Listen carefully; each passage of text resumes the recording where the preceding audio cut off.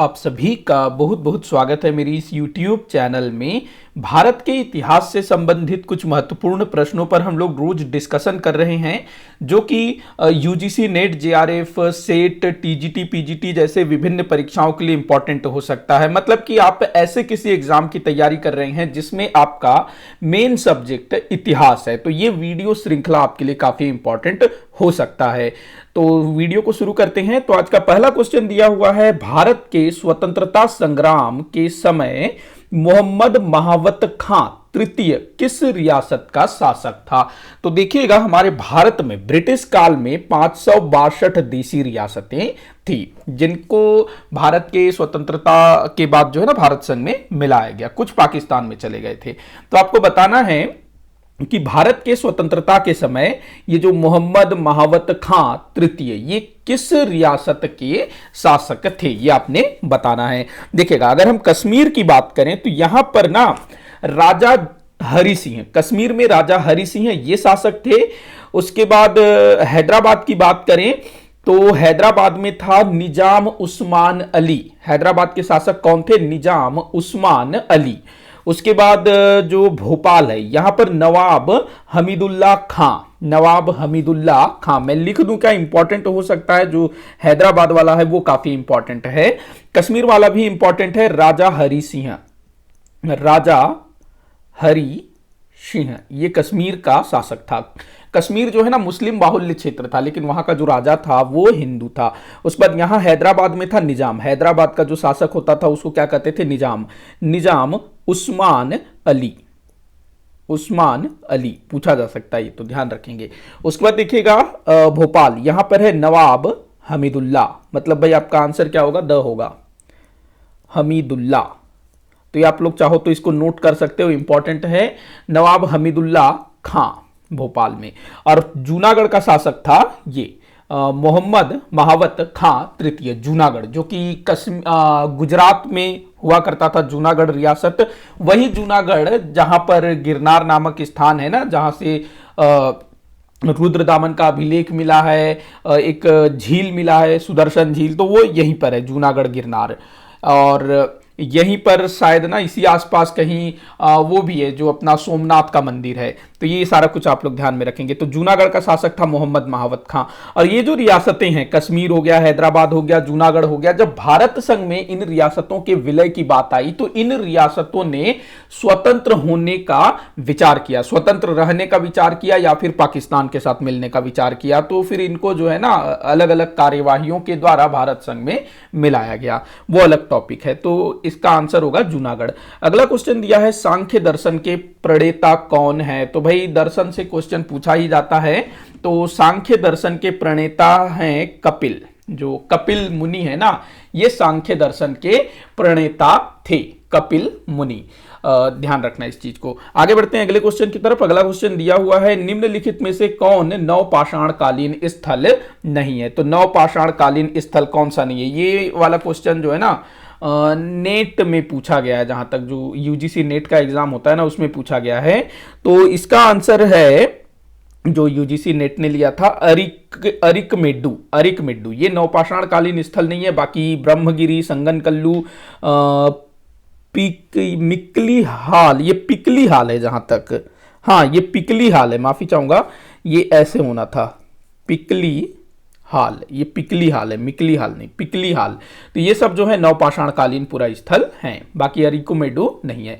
अगला क्वेश्चन दिया है, निम्न में से कौन चंपारण सत्याग्रह के दौरान महात्मा गांधी के साथ नहीं था? तो इनमें से कौन महात्मा गांधी के साथ नहीं थे चंपारण सत्याग्रह के टाइम पर? ये भी यूजीसी नेट का क्वेश्चन है। देखिएगा, अधिकतर जो क्वेश्चन हैं वो जो पुराने क्वेश्चन पेपर हैं, चाहे वो यूजीसी नेट के हों या फिर जो सेट का एग्जाम होता है, या फिर असिस्टेंट प्रोफेसर या किसी दूसरे स्टेट में जो भी इस टाइप का एग्जाम होता है, उससे मैं ले रहा हूं। तो इंपॉर्टेंट है सारे क्वेश्चन। तो देखिएगा, जो अनुरुद्ध नारायण सिन्हा है, ये थे गांधी जी के साथ चंपारण सत्याग्रह में। कब हुआ था चंपारण सत्याग्रह? 1917 में। चंपारण सत्याग्रह 1917 में हुआ था। बिहार में है चंपारण। यहां पर जो किसान है उनसे जो है उन पर अत्याचार हो रहा था, शोषण हो रहा था अंग्रेजों द्वारा। तो अनिरुद्ध नारायण सिन्हा ये थे, ब्रज किशोर प्रसाद ये भी थे, राजेंद्र प्रसाद जो डॉक्टर राजेंद्र प्रसाद जो कि आगे चल करके भारत के प्रथम राष्ट्रपति बने, ये भी इसमें थे। लेकिन जो रविशंकर व्यास है ये इसमें शामिल नहीं थे, ध्यान रखना, रविशंकर व्यास। अगले क्वेश्चन की ओर हम बढ़े तो अगला क्वेश्चन दिया है, हुण नरेश मिहिरकुल निम्न में से किसके द्वारा पराजित हुआ था? हुण नरेश मिहिरकुल, ये जो है ना हुण शासक था, बड़ा ही अत्याचारी था, तो इसको पराजित किया था यशोवर्मन ने। जो मंदसौर का जो शासक था ना, मंदसौर मालवा का जो शासक था यशोवर्मन, इसने जो है हुण नरेश मिहिरकुल को पराजित किया था, यशोवर्मन ने, ध्यान रखेंगे। अगले क्वेश्चन की ओर हम देखते हैं तो अगला क्वेश्चन दिया है, सुदर्शन झील के विषय में कौन सा कथन सत्य है? सुदर्शन झील, तो अभी मैंने बताया कि जो सुदर्शन झील है ये गिरनार की पहाड़ियों में स्थित है। इसको किसने बनवाया था? तो जो चंद्रगुप्त मौर्य है उसका जो, अच्छा यहाँ पर दिया हुआ है ना, इसका निर्माण चंद्रगुप्त के समय सौराष्ट्र के प्रांतपति पुष्यगुप्त ने करवाया था। तो पहला कथन बिल्कुल सही है, मौर्य सम्राट चंद्रगुप्त के आदेश पर जो सौराष्ट्र है, गुजरात को सौराष्ट्र भी कहा जाता है, गुजरात का एक क्षेत्र है, तो वहां के जो प्रांतपति थे, गवर्नर थे, उसने जो है इसको बनवाया था, पुष्यगुप्त उस प्रांतपति का नाम, तो ये सही है। अगला दिया है, अशोक के प्रांतपति यवनराज तुहरावास्प ने इसमें नहर का निर्माण करवाया, ये भी सही है। तुहरावास्प जिसको तुषास्प भी लिखा जाता है, तुषास्प, ध्यान रखेंगे, तुषास्प। उस पर अगला दिया हुआ है, स्कंदगुप्त और शक क्षत्रप रुद्रदामन ने इसका जीर्णोद्धार करवाया, ये भी बिल्कुल सही है। यहां पर तीनों कथन सही है। एक बार आप अच्छे से देखिए इसको कि जो सुदर्शन झील है उसका निर्माण चंद्रगुप्त मौर्य के आदेश पर सौराष्ट्र के प्रांतपति पुष्यगुप्त ने बनवाया था, और अशोक के समय में अशोक के जो प्रांतपति थे यवनराज तुहरावास्प, उसने यहां पर नहर का निर्माण करवाया था। उसके बाद जीर्णोद्धार, दो लोगों ने इसका जीर्णोद्धार करवाया था, रिपेयरिंग करवाया था, स्कंदगुप्त और रुद्रदामन ने। स्कंदगुप्त गुप्त शासक था। तो यहां तीनों कथन सही होगा, 1 2 3 आपका आंसर होगा। अगला क्वेश्चन दिया है, निम्न कथनों पर विचार कीजिए। तो देखते हैं भाई, पहला कथन दिया है, मथुरा शैली में लाल बलुआ पत्थर का प्रयोग किया जाता है, बिल्कुल सही है। मथुरा शैली जो कि मूर्ति निर्माण की एक शैली थी। अगला दिया है, गांधार शैली में काले स्लेटी पत्थरों का प्रयोग किया जाता है, यह भी बिल्कुल सही है। जो गांधार शैली थी उसमें काले स्लेटी पत्थर का प्रयोग होता है। इंपॉर्टेंट पॉइंट है, गांठ बांध लीजिएगा, ये डायरेक्ट भी पूछा जाता है कि मथुरा शैली में किस पत्थर का प्रयोग होता है, या फिर उल्टा लाल बलुआ पत्थर का प्रयोग किस मूर्ति कला शैली में होता है, ऐसे भी पूछा जा सकता है। अगला दिया है, सर्वप्रथम गौतम बुद्ध की प्रतिमा गांधार शैली में निर्मित हुई। तो भाई ये आपका हो जाएगा गलत, क्योंकि जो गौतम बुद्ध की जो पहली प्रतिमा है वो बनी थी मथुरा शैली में, ध्यान रखना।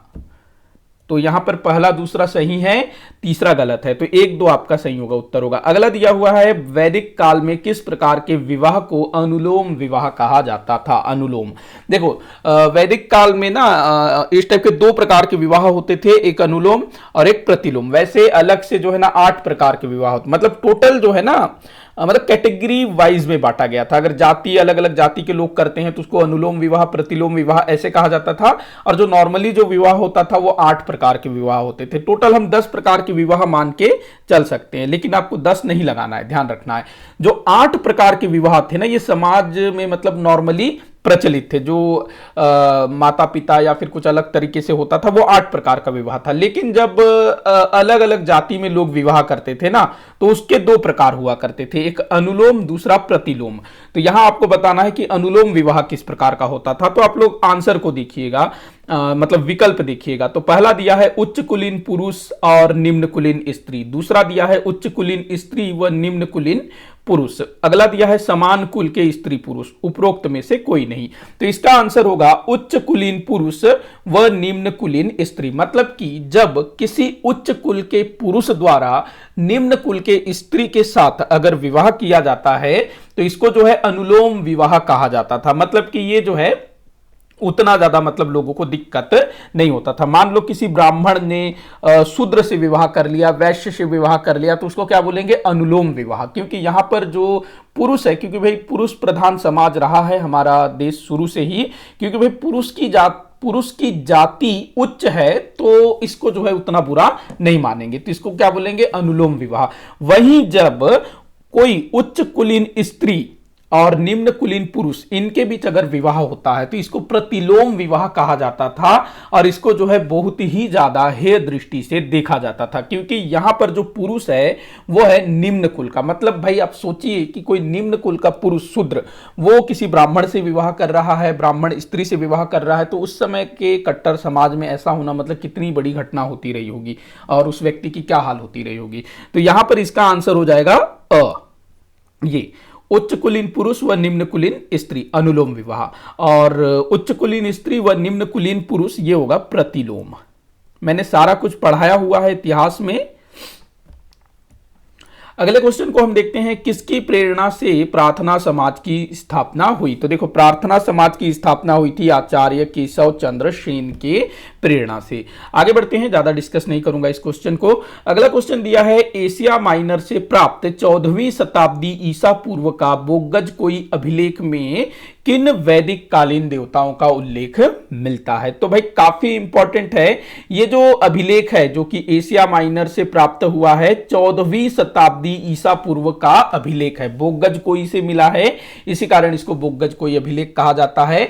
और ये अभी तक पूरे विश्व में प्राप्त पहला अभिलेख इसको माना जाता है।